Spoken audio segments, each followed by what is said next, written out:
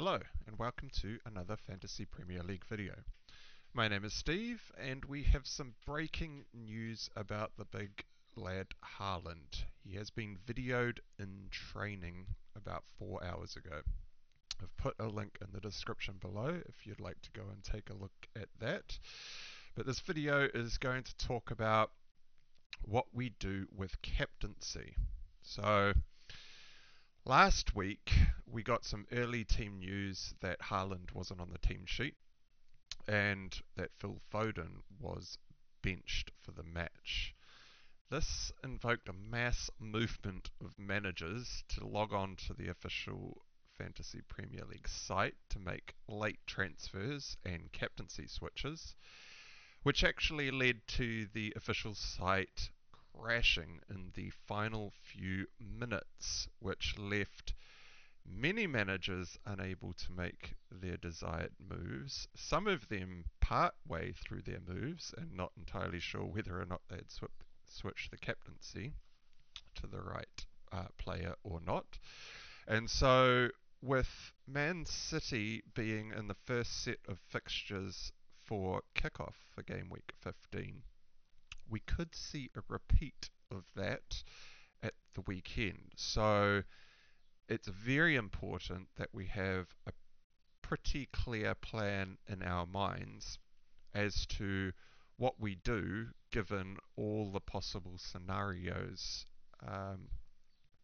of whether or not we get any early team news, or if we do, what do we do, say, if Haaland is benched. Now, none of us are probably going to know whether or not Haaland will start until about 10 to 15 minutes before the deadline, and that is if we get any information at all. So what we have at the moment is Pep had a press conference yesterday, and he was asked about Haaland and the progress of his injury. They were asking about the ligament damage. Pep responded with this. He said, Haaland feels better. Comparing Saturday to Sunday and even Monday, every day it feels better. But still it is not 100% and we do not want to take a risk. It makes no sense. Hopefully we can have him against Fulham. So that was the full quote. The key part in there is that he said we don't want to take a risk. And now that comment alludes to some of the pre-season information that we had, where there were reports that Haaland seemingly made his decision between Bayern Munich and City and making the choice of going to City due to the fact that they would not run him into the ground. Now, some of us leaned a little bit too heavily on this information, myself included, and I actually started the season without Haaland, as it sounded like he wasn't going to be playing 90 minutes week to week. And of course, he went on and did so and scored a phenomenal amount of points, of which I actually ended up jumping on late. But there is still some relevance there, and especially considering Pep is saying that we do not want to take the risk. It makes no sense.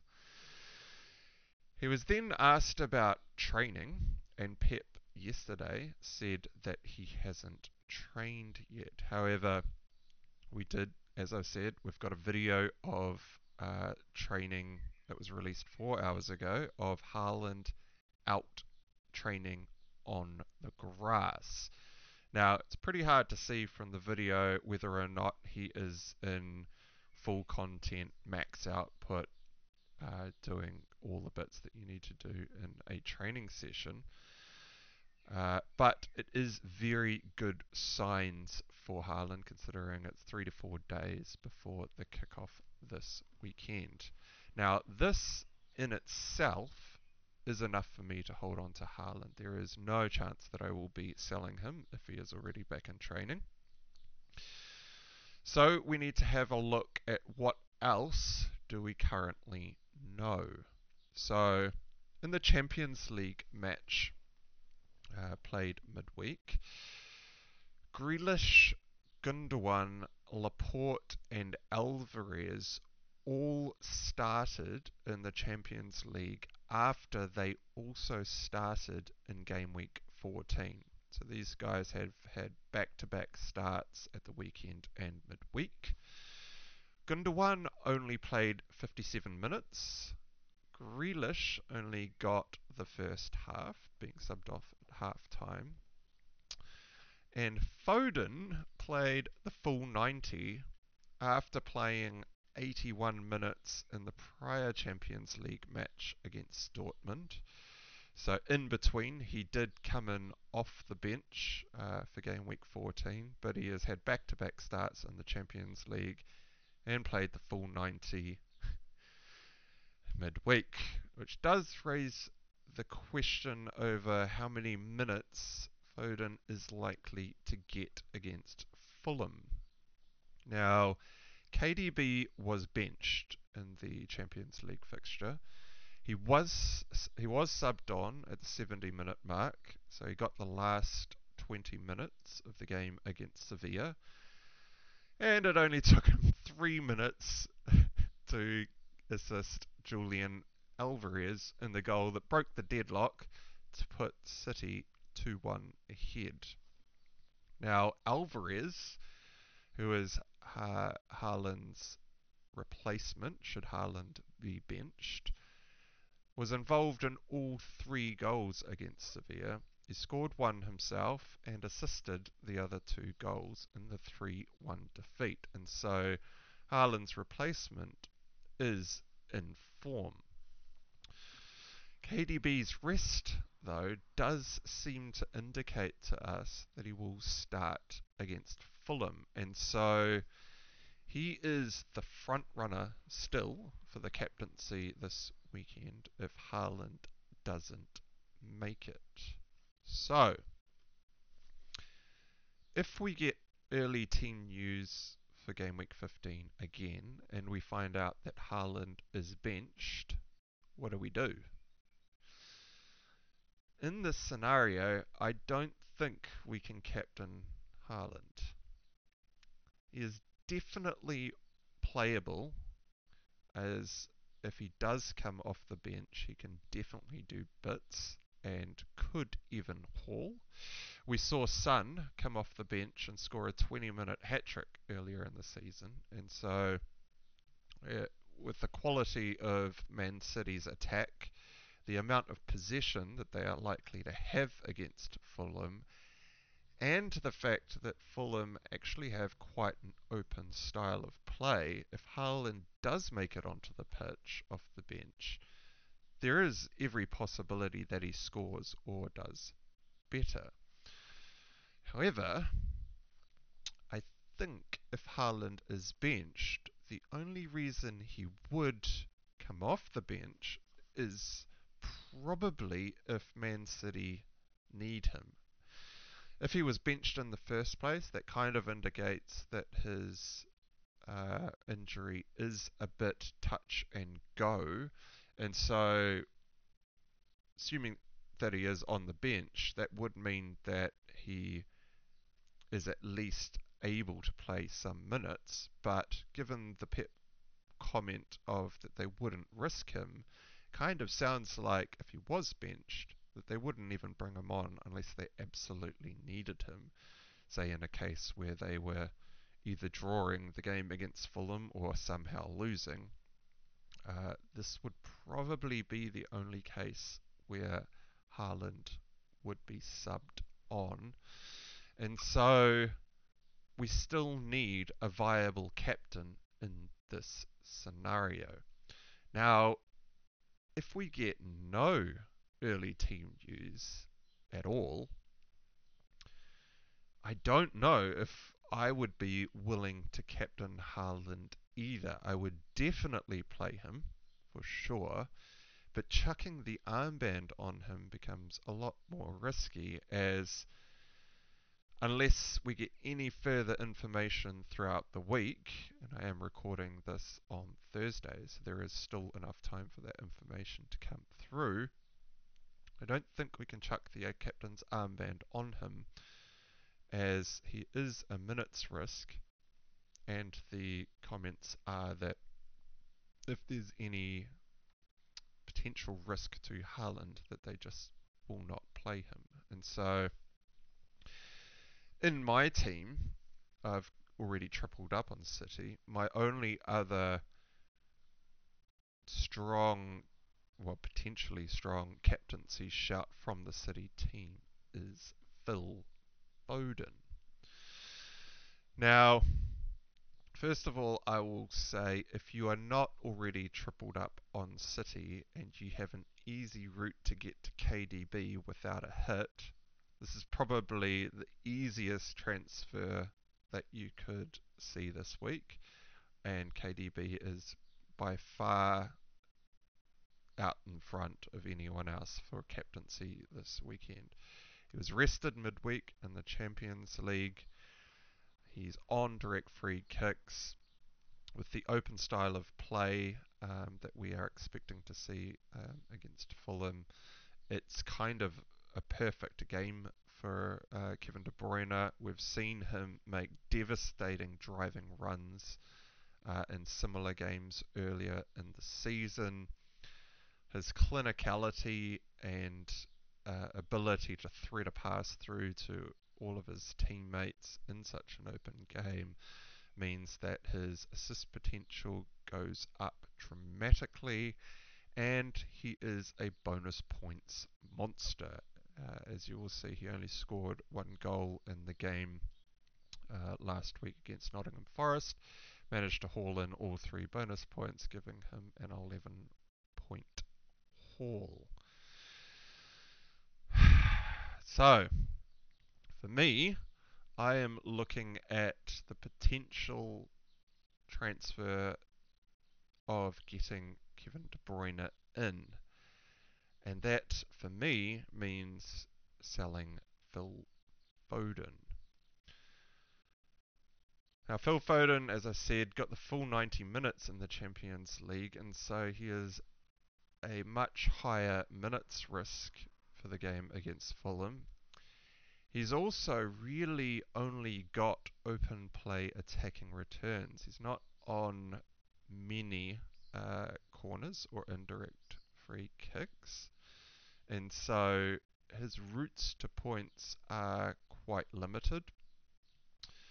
This doesn't mean that he's not going to start and that he doesn't have the potential to haul, and if I could get to Kevin De Bruyne, say if I didn't have Cancelo in my team, I would most definitely be holding on to Foden this week.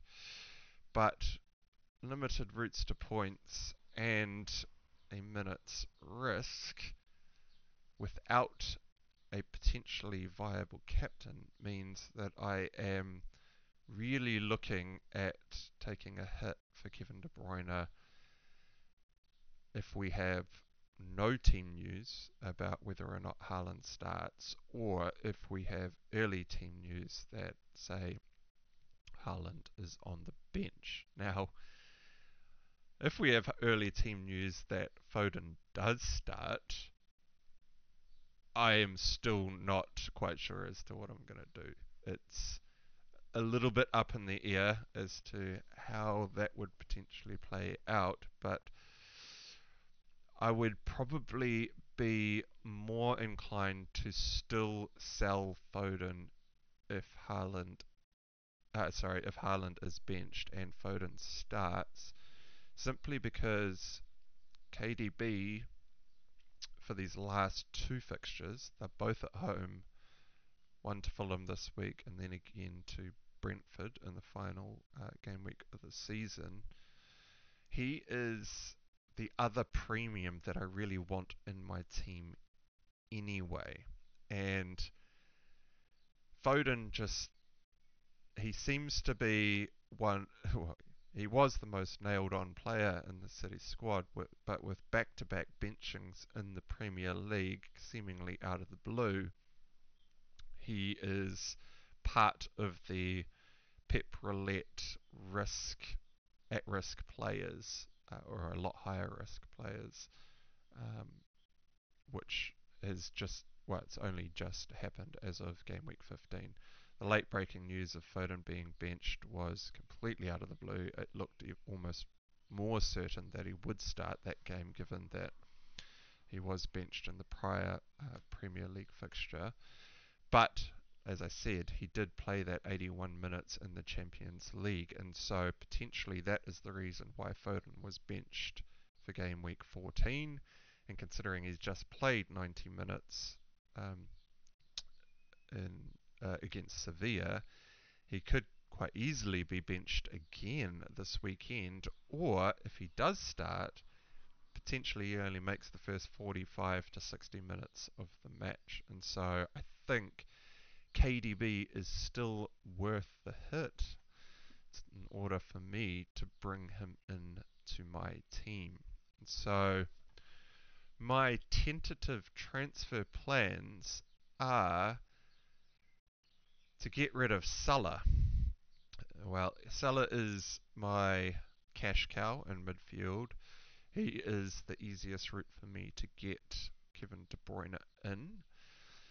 And additionally, Salah has not been setting the world alight in his previous games. Liverpool as a complete team have been struggling, and they have a very tricky fixture away to Tottenham. And Tottenham, who've been playing under Conte's low block system, is going to be quite hard to break down. We saw Liverpool come up against Nottingham Forest's low block system, and they struggled to break it down. They did have their fair share of opportunities. It wasn't an amazing amount of opportunities, but they did have a few opportunities to score. But Tottenham ain't no Nottingham Forest. And with injuries elsewhere in the Tottenham squad, Son went off in the Champions League with a head clash, and so we're not too sure whether or not he will be playing. Richarlison and Kulusevski have been out for multiple game weeks now, and so their fitness is even in question.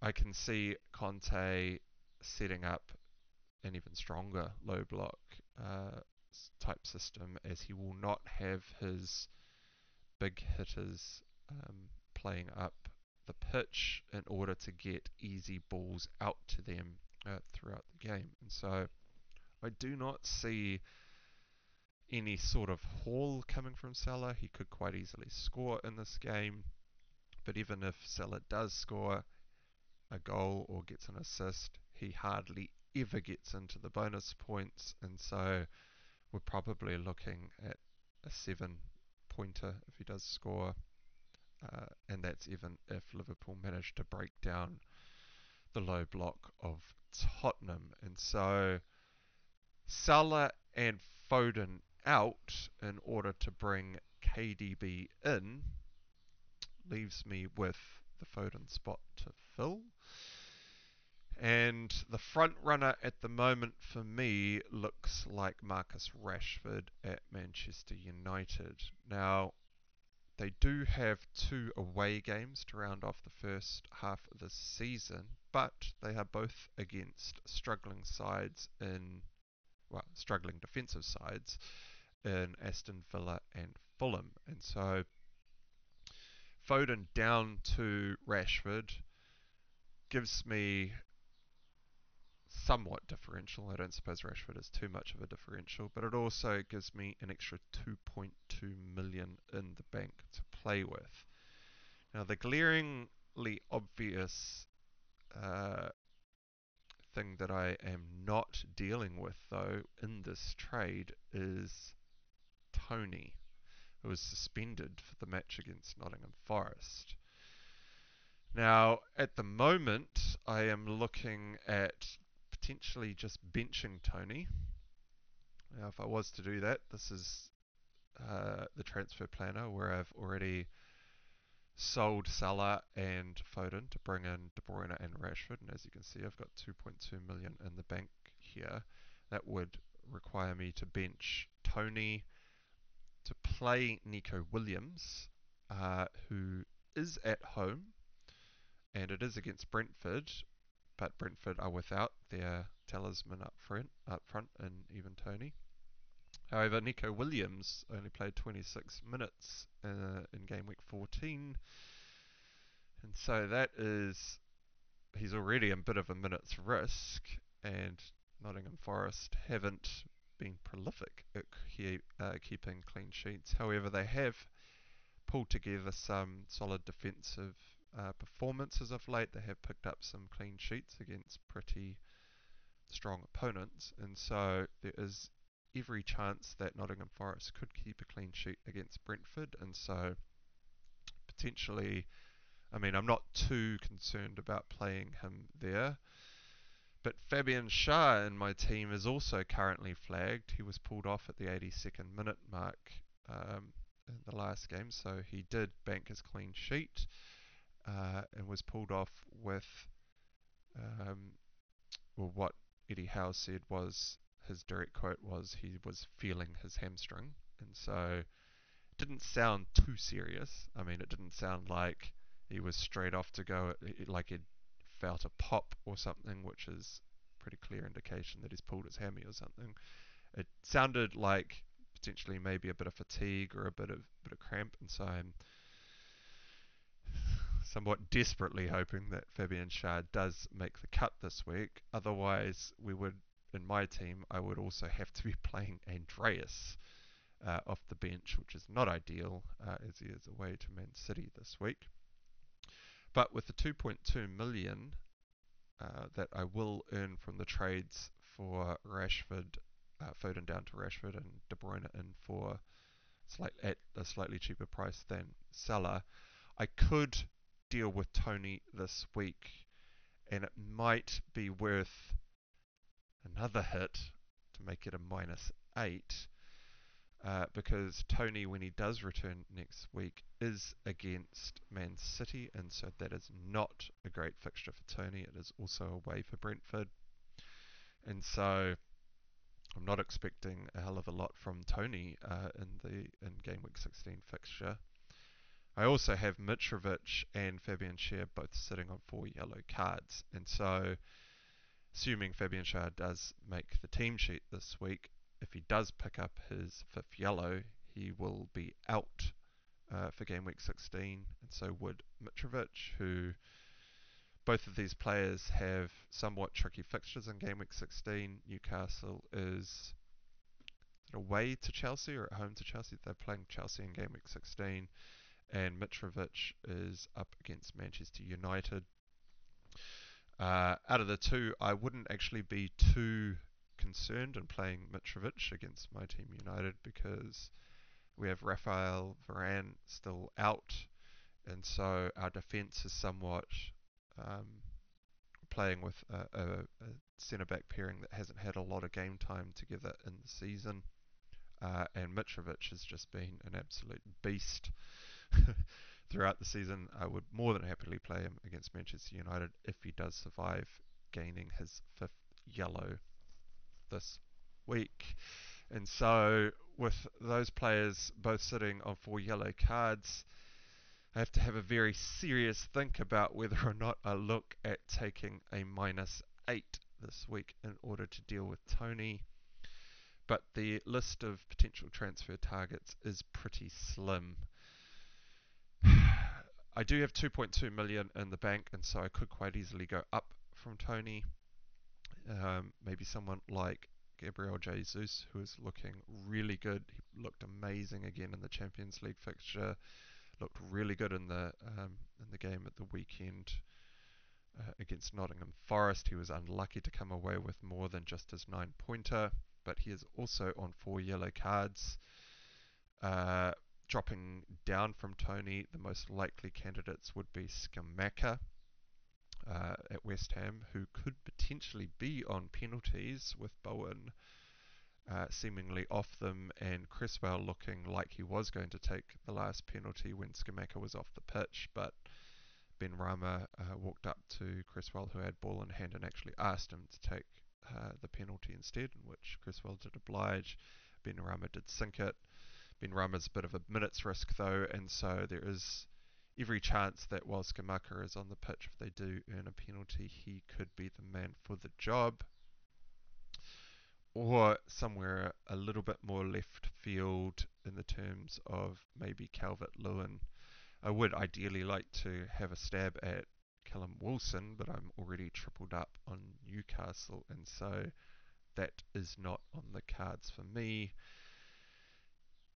Jesus seems like the only one that could potentially haul out of all those options, and which would probably be the only player that I would look at taking an additional hit for. Although I do not like the sound of a -8 with only 2 game weeks to go before the first half of the season ends and we get a full team refresh across the World Cup break.